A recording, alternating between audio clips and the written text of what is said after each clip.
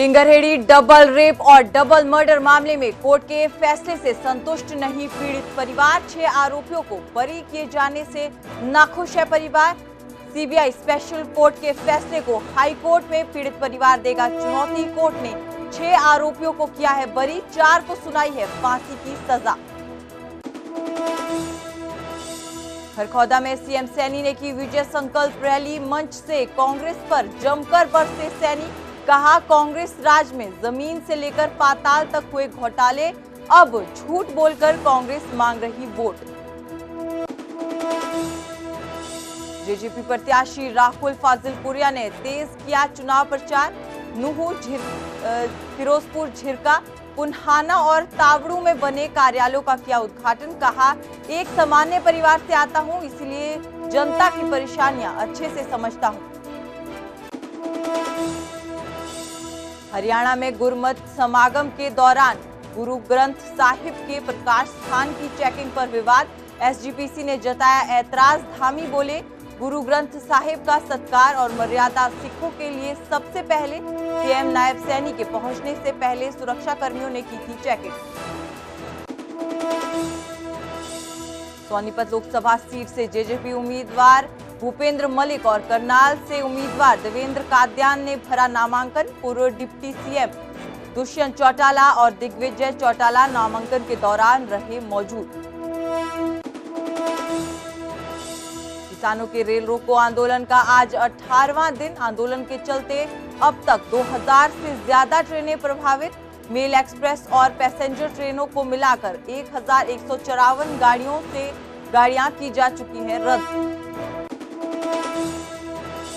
कुरुक्षेत्र में करंट लगने से एक लाइनमैन की मौत, 2 अन्य कर्मचारी झुलसे। 11,000 वोल्टेज की लाइन पर काम करते वक्त हुआ हादसा। पुलिस ने बिजली विभाग पर दर्ज किया मुकदमा। और करनाल में ब्लाइंड मर्डर में पुलिस को मिली बड़ी कामयाबी। अवैध रिश्ते की वजह से हुआ था मर्डर। पति के ममेरे भाई के साथ मिलकर की थी पत्नी ने हत्या।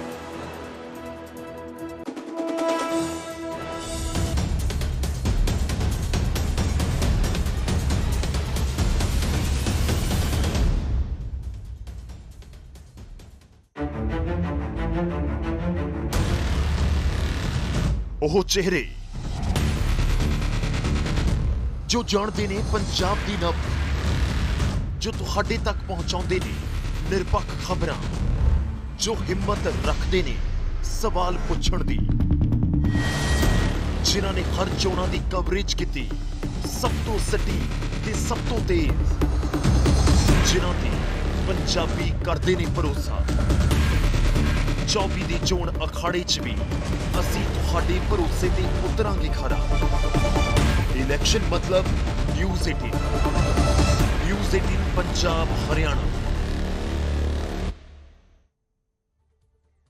हरियाणा प्राइम देख रहे सभी दर्शकों का स्वागत है। आप सभी के साथ मैं हूं सुजाता कंवर और बुलेटिन की शुरुआत करेंगे अहम खबर के साथ। बहुचर्चित डिंगरहेड़ी डबल रेप और डबल मर्डर मामले में कल सीबीआई की स्पेशल कोर्ट ने एक फैसला सुनाया, जिसमें 6 आरोपियों को बरी किया गया और 4 को मौत की सजा सुनाई गई। और अब इस पूरे मामले के बाद कोर्ट के फैसले से जो परिवार है वो संतुष्ट नहीं है। परिवार का कहना है कि वो कोर्ट के फैसले को हाई कोर्ट में चुनौती देगा। आपको बता दें कि 6 आरोपियों को बरी किए जाने से पीड़ित परिवार खुश नहीं है। बीते कल ही पंचकुला की सीबीआई स्पेशल कोर्ट ने इस बहुचर्चित डबल मर्डर और डबल रेप का जो मामला था उस पर फैसला सुनाया था। 2016 में 16 साल की और 21 साल की 2 मासूम लड़कियों के साथ रेप किया गया था। रेप के बाद दोषियों ने परिजनों की भी हत्या कर दी गई थी। मामले में 11 लोगों को जो आरोपी बनाया गया था, कोर्ट ने 4 दोषियों को फांसी की सजा सुनाई थी। 6 आरोपियों को बरी किया गया था और 1 को भगौड़ा करार दिया गया था। बावरिया गैंग के सदस्य हैं सभी आरोपी और दोषी। और अब इस पूरे मामले में जो कोर्ट के फैसले से है पीड़ित परिवार खुश नहीं है। उसने कहा है पीड़ित परिवार ने कि वो कोर्ट के फैसले को हाई कोर्ट में चुनौती देगा। कुछ है, लेकिन उन 6 के खिलाफ हम हाई कोर्ट जाएंगे। और हमारे साथ वकील हैं जो सलाह देंगे उनके मुताबिक सलाह लेकर उनके मुताबिक काम करेंगे। और हमारे अरशद हयात है, नूरुद्दीन हैं, अजरुद्दीन हैं, गोस्वामी हैं, मीर साहब की औरत जैसे वकील सलाह करेंगे वैसे हम फैसले से खुश हैं। उनके खिलाफ हम हाई कोर्ट का काफ़ी लोगों के नाम थे, जिसमें 6 जो बरी किए हैं वो भी बराबर के दोषी थे। हम उनको भी फांसी के लिए सजा के वो हकदार थे बराबर, लेकिन उन्हें किस बेस पे बरी कर दिया ये जो है कि कॉपी आने के बाद, फैसले की कॉपी आने के बाद वो पता चलेगा। जो चार को जो फांसी हुई है उससे हम खुश हैं, पर जो 6 हैं उनको वहाँ पे पहचान भी लिया था सब तरीके से, पर फिर भी उनको बरा कर दिया। ये केस सीबीआई पे चला गया था। सीबीआई ने इसकी जांच करी। जांच करने के बाद सीबीआई ने जो मेन 6 आरोपी थे और नहीं किस बेस पे वो बरी कर दिए, और ये 4 आरोपी है इनको फांसी की सज़ा दे दी। इससे हम खुश भी हैं और ना खुश भी हैं, और अब इसकी आगे कार्रवाई हम हाई कोर्ट में करेंगे।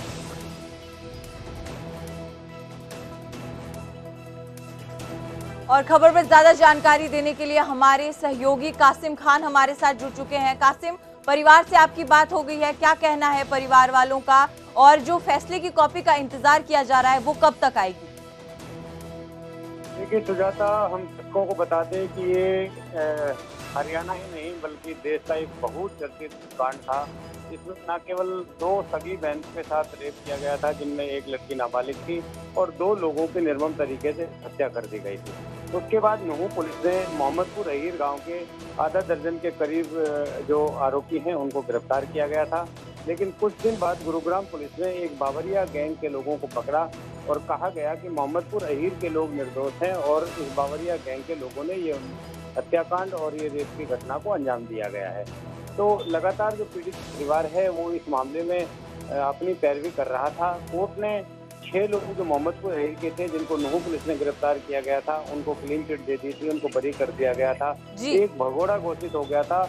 लेकिन बावरिया गैंग के जो 4 आरोपी पकड़े गए थे और सीबीआई इस मामले की जांच कर रही थी, वो बावरिया गैंग से जुड़े हुए लोगों को फांसी की सजा सुनाई गई है। पीड़ित परिवार का कहना है कि फांसी की जो सजा सुनाई गई है उससे तो वो संतुष्ट हैं, लेकिन जो आधा दर्जन के करीब आरोपी जिनको बरी किया गया है वो कहीं ना कहीं उससे संतुष्ट नहीं है। और कल शाम तक उनको जो कोर्ट का फैसला था उसकी कॉपी नहीं मिली थी। आज उम्मीद है कि कोर्ट की कॉपी मिल जाएगी और उनके जो वकील हैं अब इस मामले को हरियाणा एवं पंजाब हाई कोर्ट में चुनौती देंगे। जी शुक्रिया कासिम, ज्यादा जानकारी देने के लिए। तो डिंगरहेड़ी डबल मर्डर डबल रेप कांड में जो है परिवार संतुष्ट नहीं है, नाखुश है फैसले से। 4 आरोपियों को जो है यहाँ पर फांसी की सजा दी गई, लेकिन 6 आरोपियों को जो है वो बरी कर दिया गया। तो जो ये बरी किए गए हैं लोग हैं, इस फैसले से जो है ये पीड़ित परिवार खुश नहीं है और कोर्ट के इस फैसले को हाई कोर्ट में जो है पीड़ित परिवार चुनौती देगा।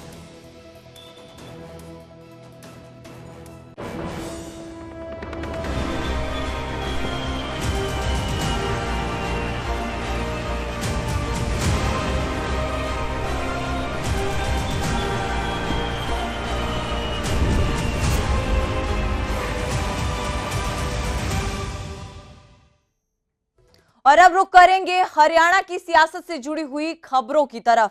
सीएम नायब सिंह सैनी करनाल पहुंचे हैं। पूर्व सीएम मनोहर लाल को जन्मदिन की बधाई देने के लिए करनाल पहुंचे हैं। जन्मदिन की बधाई में दोनों ने एक दूसरे को लड्डू खिलाए। कर्ण कमल कार्यालय में दोनों नेता ने मुलाकात की। आज पूर्व सीएम मनोहर लाल का जन्मदिन है। 70 साल के हो गए हैं पूर्व सीएम मनोहर लाल ने शिव मंदिर में माथा टेका है। जन्मदिन के अवसर पर उन्होंने शिव मंदिर जाकर जो है आशीर्वाद लिया। पूर्व सीएम ने गुरुद्वारा मंजी साहिब में भी माथा टेककर आशीर्वाद लिया है।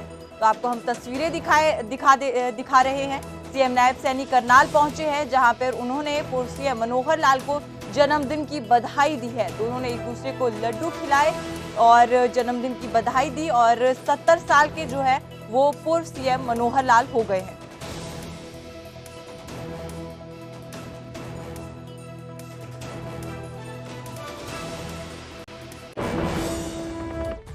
वहीं बीजेपी प्रत्याशियों के हक में लगातार सीएम सैनी जो है वो विजय संकल्प रैली कर रहे हैं। इस कड़ी में सीएम सैनी ने खरखौदा में विजय संकल्प रैली की। सीएम ने सोनीपत लोकसभा सीट से बीजेपी प्रत्याशी मोहनलाल बड़ौली के हक में प्रचार किया और मंच से कांग्रेस पर जमकर वार भी किया। सीएम सैनी ने कहा कि कांग्रेस पीएम मोदी के कामों से परेशान होकर अब झूठ बोल रही है। आज कांग्रेस के पास ना नीति है, ना नियत है और नेतृत्व का तो पता ही नहीं है। काम नरेंद्र मोदी जी ने 10 वर्षों में किए हैं तो कांग्रेस को लगने लगा है कि भाई अब हमारी दाल गलने वाली नहीं है, अब तो झूठ का ही सहारा लिया जाए और तरह तरह के झूठ बोल करके लोगों को बरगलाने का काम कर रहे हैं। मैं खरखौदा की सरदारी से आज ये कहना चाहूंगा कि हमने कांग्रेस के उस झूठ से भी बचना है और औरों को भी बचाना है। आज देश का जो नेतृत्व है वो नेतृत्व भी सही है, देश के हमारे नेता की नीति भी सही है, हमारे नेता की नीयत भी सही है। अगर हम कांग्रेस की तरफ देखें, ना उनकी नीति ठीक है, ना उनकी नीयत सही है। नेतृत्व का तो आज तक पता नहीं है कि नेतृत्व कैसा है। गुड़गांव लोकसभा सीट से जेजेपी प्रत्याशी राहुल फाजिलपुरिया लगातार लोगों के बीच पहुंच रहे हैं। इसके साथ साथ नूह, फिरोजपुर, झिरका, पुन्हाना और तावड़ू में बने कार्यालयों का भी फाजिलपुरिया ने उद्घाटन किया। नूह पहुंचे फाजिलपुरिया ने इस दौरान अपने विरोधियों पर वार किया और कहा कि मैं एक सामान्य परिवार से संबंध रखता हूं, इसीलिए जनता की परेशानियों को अच्छे से समझता हूं, लेकिन महलों में रहने वाले लोग इन परेशानियों को नहीं जानते।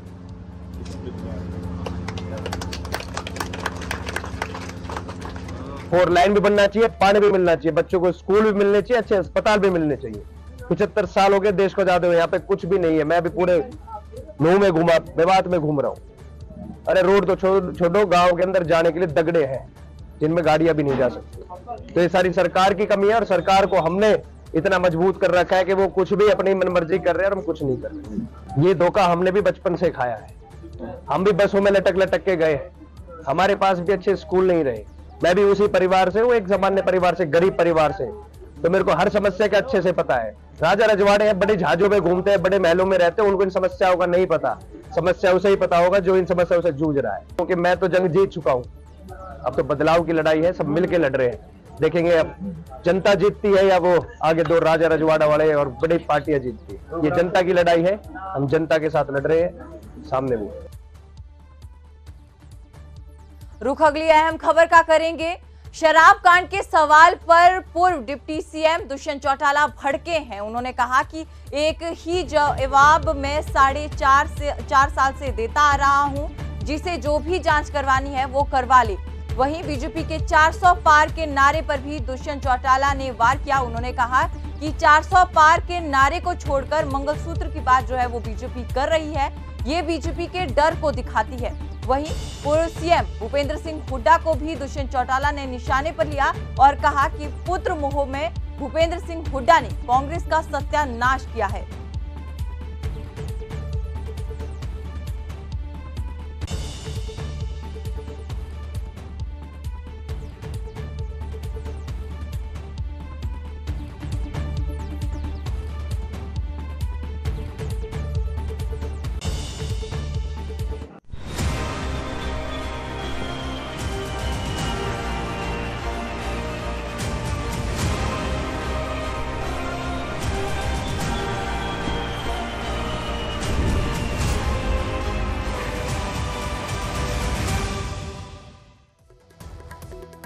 वहीं बात अब किसानों की करेंगे। किसानों के रेल रोको आंदोलन का आज 18वां दिन है। आंदोलन के चलते अब तक 2000 से ज्यादा रेलगाड़ियां प्रभावित हो चुकी हैं।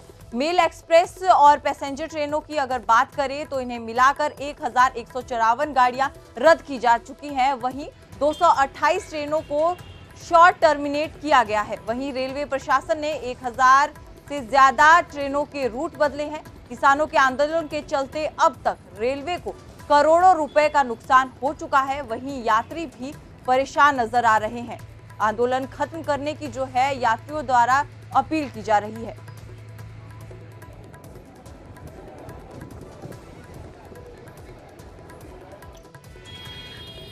ये आज 4 तारीख सुबह तक टोटल 2541 ट्रेनें इससे प्रभावित हो चुकी हैं, मेल एक्सप्रेस और पैसेंजर मिलाकर, जिसमें 1154 ट्रेनें कैंसिल हुई हैं, 532 मेल एक्सप्रेस एंड 622 पैसेंजर ट्रेनें। इसके अलावा 228 ट्रेनें शॉर्ट ओरिजिनेट और शॉर्ट टर्मिनेट करके हमने चलाई हैं। अभी तक कुल 1159 ट्रेन्स डाइवर्टेड रूट से चलाई जा चुकी हैं। तो टोटल 2541 ट्रेन्स इससे इफ़ेक्ट हुई हैं। इसके अलावा जो फ्रेट ट्रेन्स हैं, मालगाड़ियाँ, उस पर भी जो प्रभाव पड़ा है। सुबह 4 बजे से 4 बजे के पहले से खड़े हम 3 बजे के, और 4 बजे की गाड़ी बताए थे पर अभी तक नहीं आया। बहुत परेशान हो रहे हैं, सुबह की बैठे हैं हम यहाँ पे। अब देखो सुबह के 4 बजे का बता, आप कह रहे हैं आधा घंटे में पहुँचेंगे, तब भी हम सुबह से यहीं बैठे हुए हैं पर अभी तक तो गाड़ी आया ही नहीं। हम सुबह 8 बजे से परेशान है, इधर बहुत ज़्यादा परेशानी है, ट्रेन नहीं आ रही है। क्या बताया जा रहा है? किसान आंदोलन चल रहा है, इस वजह से बता रहे भाई ट्रेन लेट चल रही है। क्या सरकार से अपील करना चाहिए? भाई यही है कि उनकी समस्या जल्दी से जल्दी पूरी हो जाए। अपील यही है जी, उनकी समस्या को सुना जाए और उनका जो है समस्या का हल होना चाहिए, ताकि ये आम पब्लिक जो परेशान है ये परेशानी ना उठानी पड़े।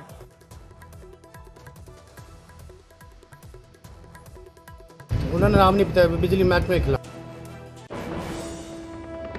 अगली खबर करनाल से, जहां ब्लाइंड मर्डर केस में पुलिस को बड़ी कामयाबी मिली है। पुलिस ने ये ब्लाइंड मर्डर केस की जो गुत्थी है उसे सुलझा दिया है। मृतक की पत्नी और ममेरा भाई, उसे गिरफ्तार किया गया है। देवर और भाभी के अवैध रिश्ते की वजह से ये मर्डर हुआ। दोनों के रिश्ते में जो पति था वो बाधा बन रहा था, इसलिए दोनों ने मिलकर पति को मौत के घाट उतार दिया। दोनों ने तेजधार हथियार से पति की हत्या कर दी।